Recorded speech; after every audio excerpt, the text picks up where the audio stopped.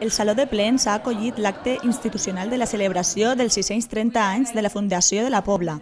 L'alcaldessa donava la benvinguda als alumnes del Col·legi Sant Rafael que han protagonitzat la celebració, un acte al qual s'ha donat lectura a la Carta Pobla. Començava la regidora de Patrimoni.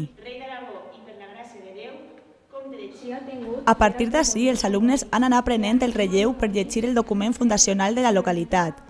Amb aquest escrit, el rei Martí l'Humà donava al nostre municipi el caràcter de poble i el dotava amb tots els instruments legals i jurídics.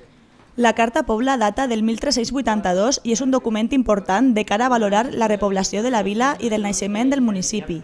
Més d'una vintena d'alumnes han participat de la lectura continuada d'aquest text. Són de secundària del Col·legi Sant Rafael.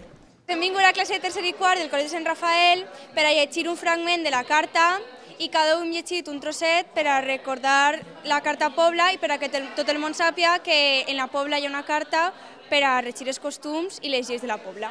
Hem estat llegint la carta contínuament per grups, per la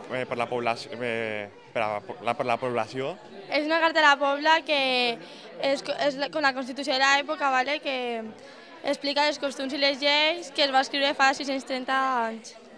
La Carta Pobla que dona inici als drets com a municipi complia anys el passat diumenge. Amb aquest acte s'ha volgut promocionar un document tan important com ho és este per a la localitat.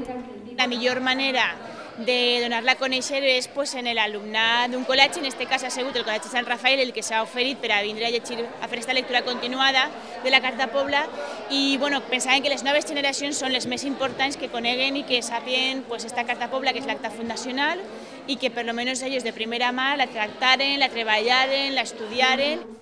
A la lectura d'esta Carta Pobla han posat fi les autoritats de l'Ajuntament. El regidor José María Romero primer i després l'alcaldessa de la Pobla han tancat l'acte. Mari Carmen Contelles ha agraït la participació d'estos alumnes en l'acte institucional de l'Ajuntament.